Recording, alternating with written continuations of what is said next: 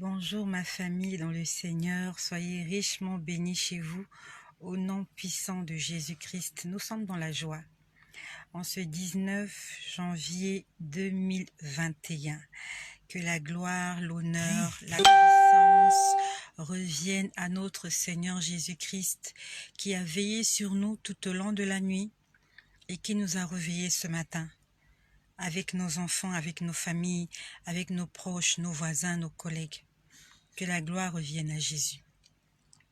Cette nuit, je me suis réveillée dans la nuit pour prier.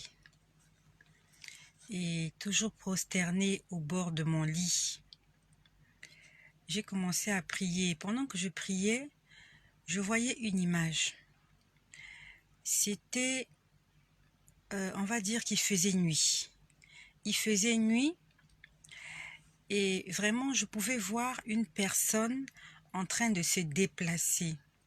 Mais cette personne était très amaigrie.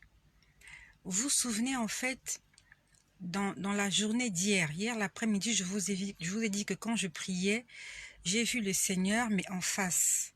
Je l'ai vu, il était très amaigri et il avait sa robe de couleur kaki, sale kaki, déchirée au niveau du cou et un morceau arraché au niveau des pieds. Et dans la soirée, j'ai vu quelqu'un marcher. C'était vraiment au milieu des maisons. La personne était en train de marcher, sauf que la personne, je pouvais voir que la personne, lorsqu'elle marchait, elle ne touchait pas le sol. C'est comme si elle planait. La personne était en train de planer et passer à côté des maisons. Il faisait nuit. Et en planant, je pouvais sentir qu'elle était très fatiguée. Elle était fatiguée. Je n'ai pas vu le visage de la personne. Je l'ai vue par derrière. Mais je sais que cette personne avait l'air malheureuse, avait l'air fatiguée et était très amaigrie. Et quand j'ai vu son vêtement ressemblait aux vêtements que j'avais vus dans la journée.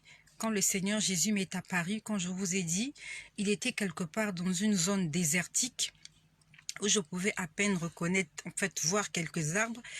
Et je voyais ses pieds et son environnement, autour de son environnement, en fait, je voyais beaucoup de pierres et beaucoup de petites pierres. C'était une zone désertique. Il n'y avait pas d'herbe, mais il y avait quelques arbres.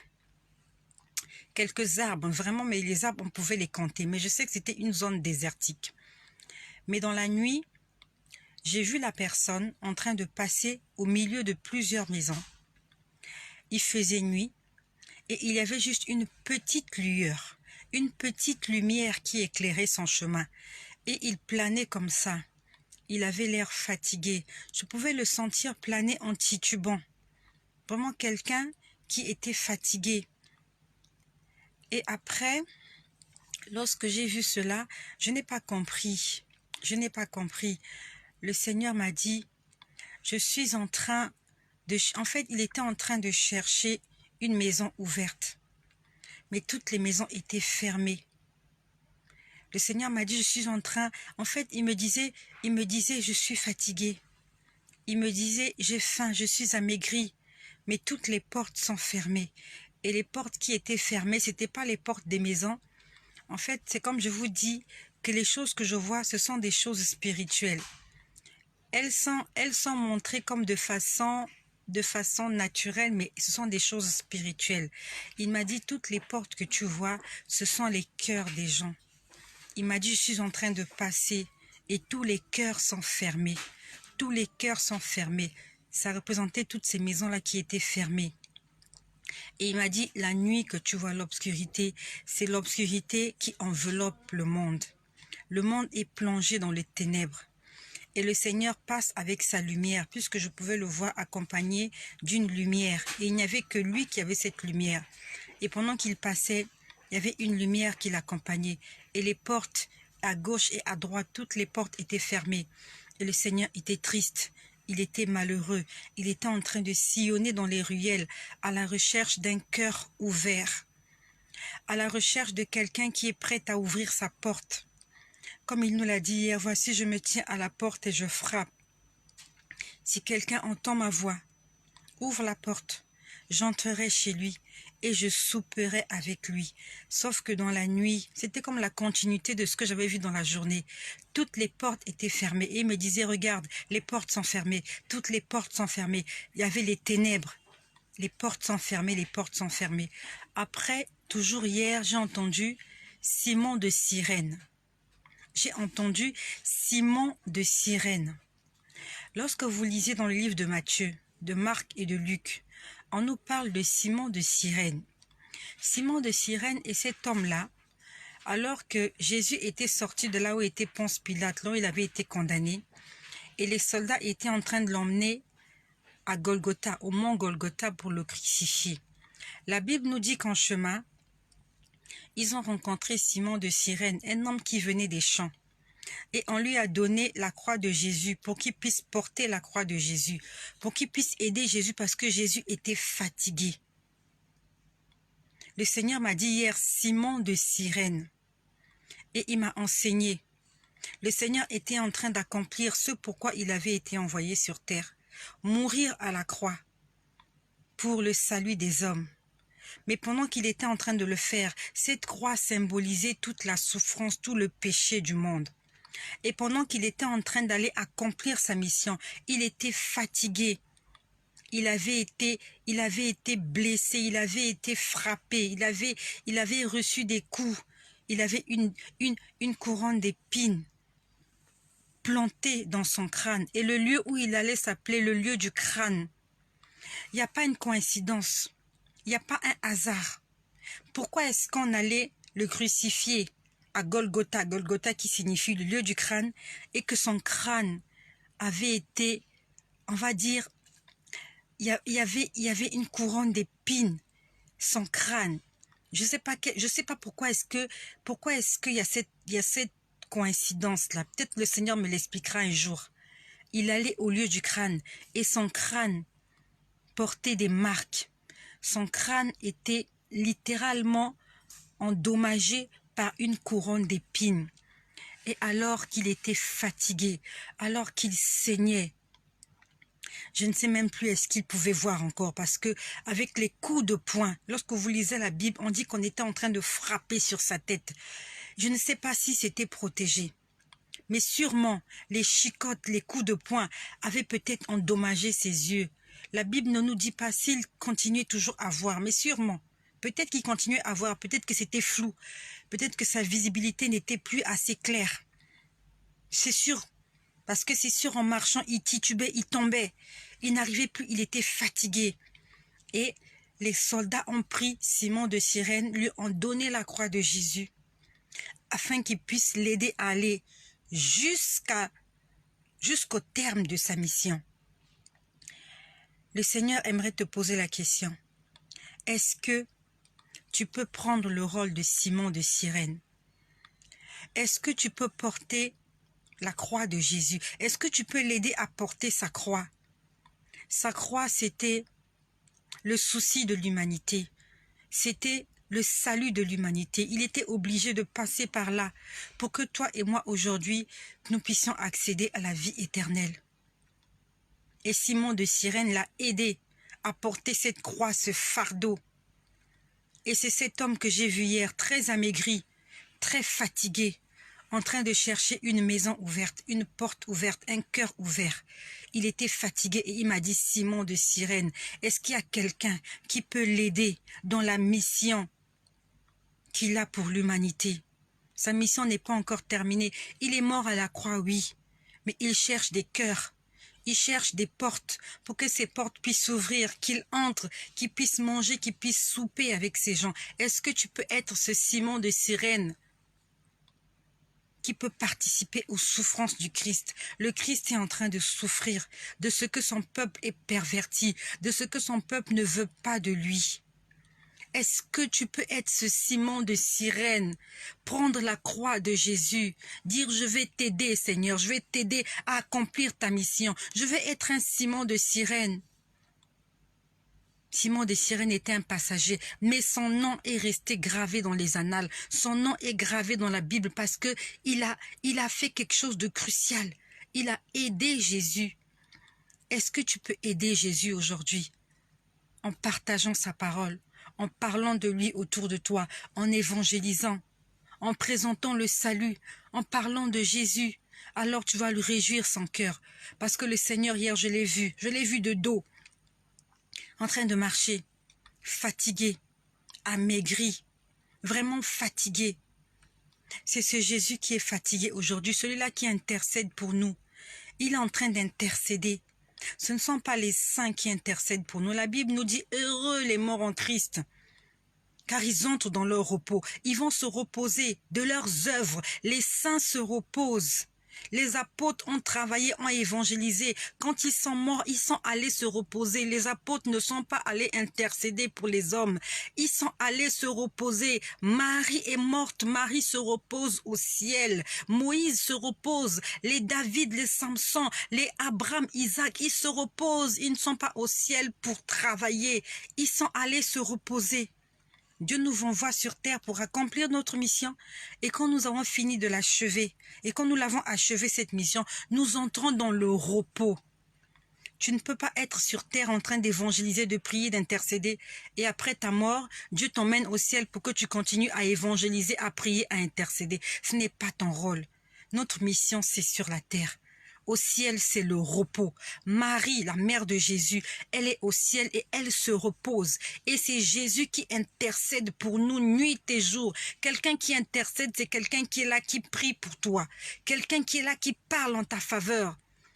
Et c'est sans repos, sans relâche. Il dit, Père, je t'en supplie, ne fais pas cela. Père, je t'en prie, laisse-lui encore un peu de temps. Comme lorsque je vous ai expliqué ce que j'ai vu dans la nuit du 15 au 16, comment Jésus pleurait. Il disait, ce sont mes enfants, ce sont mes enfants. Et quand Dieu disait, je vais tout détruire, il lui disait, Seigneur, si tu détruis tout, qui sera sauvé? Qui sera sauvé? C'est ça ce que Jésus est en train de faire. Dieu le Père est en train de dire par sa colère, par rapport à tout ce que nous faisons de mauvais. Il dit, je vais tout détruire. Et Jésus lui dit, si tu détruis, qui sera sauvé? Regarde, leurs portes sont fermées, leurs cœurs sont fermés. Si tu détruis, Père, qui sera sauvé? Qui sera sauvé? Il lui dit, laisse-leur encore un peu de temps, je t'en supplie. C'est le travail de Jésus. C'est pas le travail des anges. C'est pas le travail des saints. C'est pas le travail du bébé qui est mort, qui est allé au ciel. C'est le travail de Jésus. C'est lui qui intercède pour nous. Il dit, Père, si tu détruis, qui sera sauvé? Je vous ai dit que ce soir-là, j'ai vu 3 personnes monter au ciel. 3 personnes. Et je vous parle sous le contrôle du Seigneur. Si ce que je dis, c'est du mensonge, alors je rendrai compte au Seigneur. Je serai jeté en enfer parce que j'aurais menti. Je ne suis pas venu vous mentir, je vous dis la vérité. J'ai vu 3 personnes monter au ciel ce jour-là. Alors que lorsque j'étais en enfer, j'entendais des milliers de gens tomber. Des milliers de gens. Est-ce que tu peux être ce Simon de Cyrène?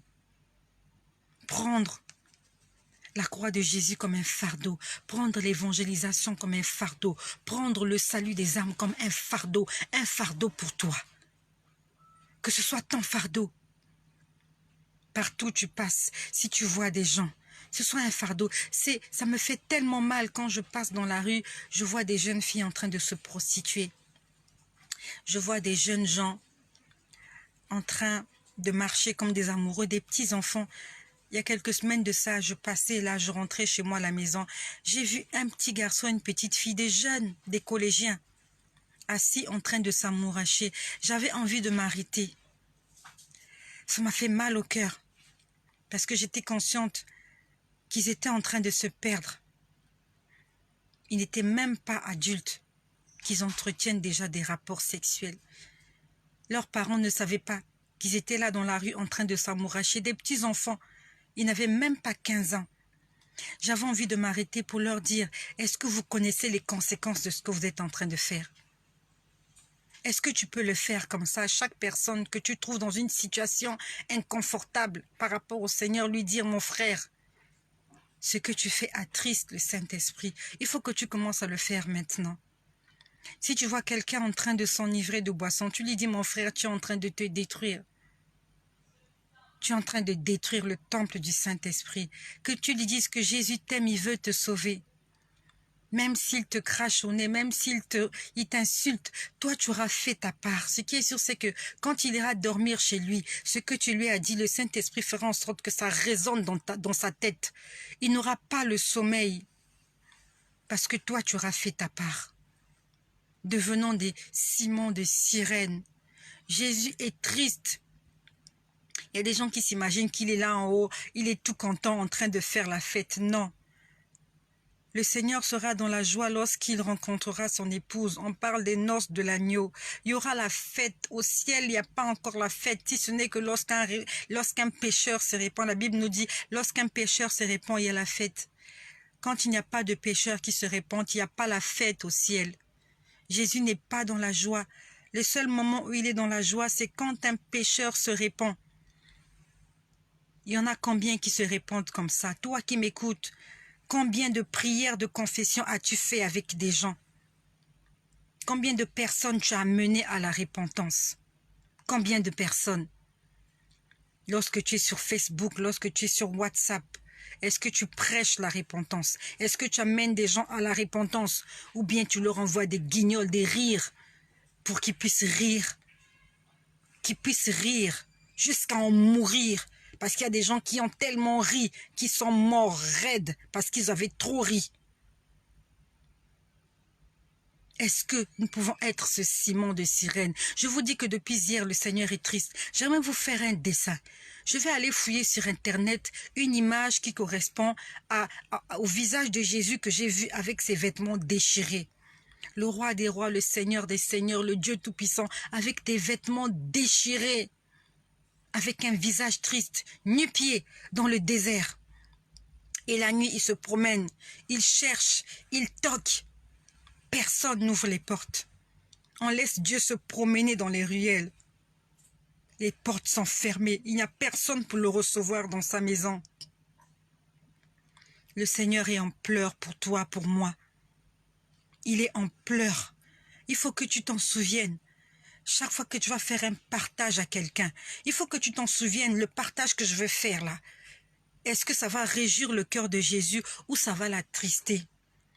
Est-ce que ça va réjouir le cœur du diable ou ça va l'attrister? Attention à ce que nous partageons sur Internet. Attention à ce que nous regardons sur Internet. Il y a tellement de gens mal intentionnés.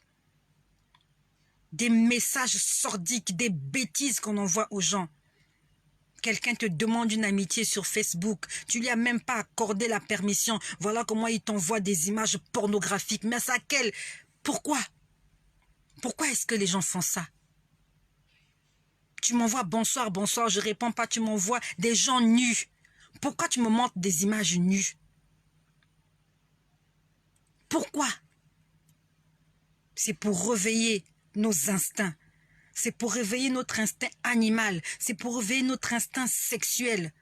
Pourquoi ils ne partagent pas l'évangile? Pourquoi ils ne partagent pas des belles choses? Ils vous envoient des images de femmes nues, des hommes nus. Pour quel intérêt? C'est ça la mission du diable. Et les gens aiment ça. Voir la nudité. Depuis que tu as commencé à voir la nudité des femmes, tu n'es pas rassasié. Depuis que tu as commencé à voir la nudité des hommes, tu n'es pas rassasié de voir ça. C'est comme si ça avait changé de forme. C'est comme si ça avait changé de couleur. C'est la même chose, ça se ressemble. C'est la même chose. Sauf que le diable continue à envoyer. Tu as vu l'image, tu vas cliquer dessus. C'est ça le diable. Et il vient, il entre en toi. Il y a une sémence qu'il dépose en toi. Et lorsque tu dormiras, cet acte que tu as vu là, sur Internet, va devenir réel. Le diable s'est infiltré parce que tu as mal cliqué. Tu as cliqué au mauvais endroit. Et tu vas te perdre. Les gens n'envoient pas des belles choses. Sur Messenger, c'est n'importe quoi. C'est n'importe quoi. C'est ça les ténèbres dans lesquelles le monde est plongé. Est-ce que tu peux être ce ciment de sirène qui partage l'évangile de Jésus, même si tu n'as pas reçu les répercussions? Mais sois-en sûr, sur 1000 personnes qui auront lu ton partage, qui auront vu tes images, il y a quelqu'un qui sera touché. Il y a une personne qui sera touchée et Dieu te récompensera pour cette personne-là qui a été sauvée parce que tu as envoyé un message de salut à quelqu'un. Rappelle-toi, Jésus-Christ pleure. Il est en souffrance. Et la dernière fois, il m'a dit, quand je reviendrai dans ma gloire, ce n'est pas ce vêtement-là que je porterai. Quand il reviendra dans sa gloire, ça sera sans pitié. La semaine dernière, je vous ai montré comment Jésus est venu lorsqu'on chantait « Glory, glory, Alléluia ». Que tout soit pour Jésus. Il y avait une roue sous ses pieds et cette roue était en train d'écraser les méchants, était en train d'écraser les incrédules. Ça piétinait les gens. C'était une roue énorme. Jésus n'était plus en train de pleurer. Il était en colère et il était en train de détruire tout cela qui ne lui appartiennent pas. Avant que Jésus ne revienne dans sa gloire, amenant sa parole aux extrémités de la terre, par tous les moyens. Le diable a peut-être créé Facebook pour nous détruire. Nous allons utiliser cette arme-là pour évangéliser, pour faire du bien, pour prêcher l'amour, pour prêcher le pardon, pour prêcher l'évangile de Jésus-Christ. Soyez bénis chez vous et commence dès aujourd'hui à devenir un ciment de sirène. Que la gloire et l'honneur reviennent à celui-là qui m'a sorti de l'enfer. Si je suis encore en vie aujourd'hui, c'est parce que Jésus-Christ est bon et il est miséricordieux. Il m'a pardonné, il m'a sorti de l'enfer et il m'a dit, tu vas le leur dire. Tu vas le leur dire. Que cela soit ton partage. Va le leur dire au nom puissant de Jésus-Christ.